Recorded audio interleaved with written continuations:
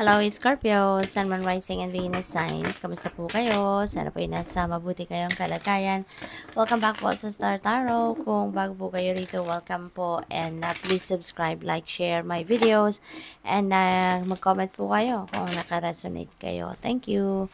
First message po ninyo is for general life. Ayan. So, we have 9 of Wands. Siguro, no, parang nahinto ang iba sa inyo dito sa kung ano man ang inyong ginagawa. Maybe you are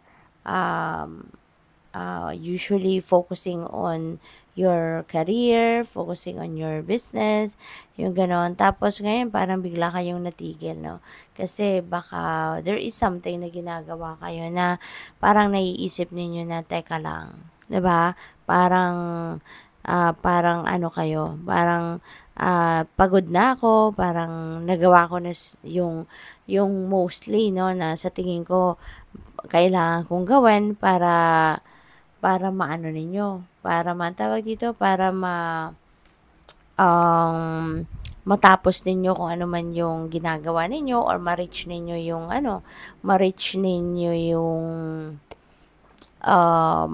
goals ninyo, no?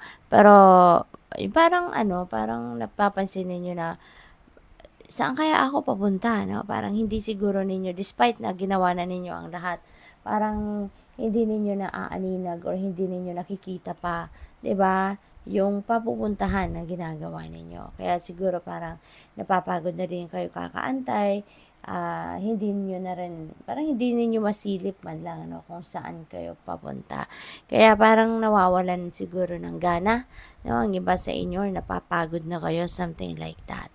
Kaya, ayun. So, siguro, ang advice sa inyo sa ngayon ni Nine of Wands or yung gusto nitong sabihin sa inyo is, uh, huwag kayong sumuko, no? Continue to persevere, okay? Continue to work hard, huwag kayong sumuko. Kasi, kung, kunyari, hindi talaga yan para sa'yo, hindi ka hahayaan ng universe, no? Na makarating ka na sa ganito kalayo, no? Sa journey ninyo. Tapos hindi naman pala ibibigay sa iyo, 'di ba? Or hindi naman pala 'yan para sa iyo. So, kaya kayo may invitation dito, may encouragement na binibigay sa inyo na continue to persevere, continue to hang in there, continue to work hard, no? Kasi 'yan talaga ay para sa iyo. Kaya lang baka meron lang sa inyong test of faith, 'di ba? Pwedeng test of faith lang ito sa inyo na kung hanggang saan ninyo papanindigan, no, yung journey na ito, 'di ba? Kung susuko na talaga kayo or hindi, 'di ba? So feeling ko test of faith ito. But if you continue to persevere, continue to work hard, continue to work on it, no, feeling ko mararating na ninyo, no? Kasi 9 of Wands na to eh.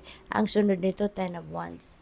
No? So, parang isang kembot na lang kailangan ninyo or maaaring isang obstacle na lang ang pagdadaanan ninyo and you will be there, no? Mapupunta na kayo doon, no? Matutupad nyo na yung pangarap ninyo or marireach nyo na yung goal ninyo rito. Okay? So, kaya wag kayong sumuko. Okay? Wag kayong sumuko. Stay in the course. Okay? Kasi maaaring mayroong isang pagsubok na lang, no? And malalagpasan nyo na to, maaabot mo na yung tagumpay ninyo. Okay? So, we have Two of Swords, and this is for your money, career, and finances. So, Two of Swords is about, this is about decision making. Twos also is about partnerships, yung gano'n. So, siguro meron kayong business partnership ngayon na baka may offer sa inyo, no, kung sino man, at yun ang kailangan ninyong pag-isipan, yun ang kailangan ninyong pagdesisyonan, yun ang kailangan siguro ninyo na tignan, 'di ba? So pwedeng ganun. But you can't make a decision yet, no? Naguguluhan pa kayo, siguro nag-iisip pa kayo, siguro tinitimbang nyo pa yung magiging sitwasyon ninyo.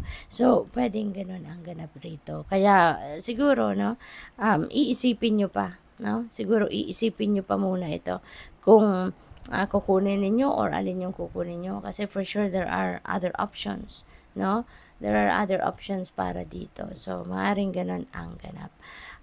Pwedeng may mga choices kayo, no? Baka merong mga job offer, baka merong mga, pwedeng may job offer, pwedeng may career or business opportunity talaga.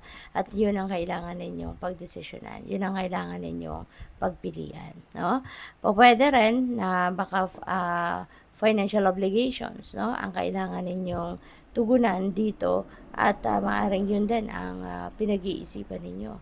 'Di ba? Kung alin dito yung unahin ninyo, alin ang pa-prioritize ninyo. So, what else? For your relationships naman, we have 5 of Cups. Ayan, so may lungkot, no? May kinakalungkot, baka meron kayong pinanghihinayangan. Baka nagkaroon dito ng hiwalayan, no? Ang iba sa inyo, baka galing kayo sa sitwasyon na nagkahiwalay, magkaaway, no? Kaya sad kayo, may nanghihinayang kayo, no? Na siguro, kung ginawa ko, siguro inisip ninyo na kung ginawa ko ang ganito, sana hindi kami nagkahiwalay, or kung ginawa ko ang ganito, sana baka ngayon maayos pa kami, or kung ganito ang ginawa ko, di sana nandito pa siya sa akin, hindi siya umalis, mga ganun ba, or hindi ko siya pinaalis. Siguro may mga ganun kayong iniisip sa ngayon, no? At siguro kailangan lang ninyo ng space din, 'di ba? Kasi sometimes, kung pinairal ninyo yung galit, pinairal ninyo yung kawalang pasensya, so pwedeng nagkakaroon tayo ng mga impulsive na desisyon, 'di ba?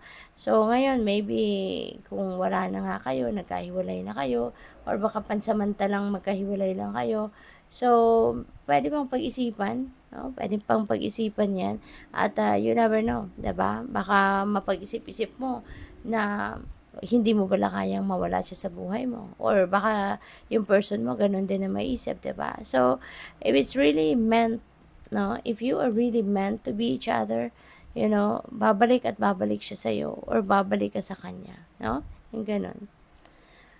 Pwede rin na siguro ang iba sa inyo, baka hanggang ngayon, kung kunyari, galing kayo sa separation, baka hanggang ngayon, maybe matagal na nakahiwalay kayo, galing kayo matagal na kayong nanggaling sa failed relationship, pero pwede rin na hanggang ngayon, ikinakalungkot nyo pa rin yun.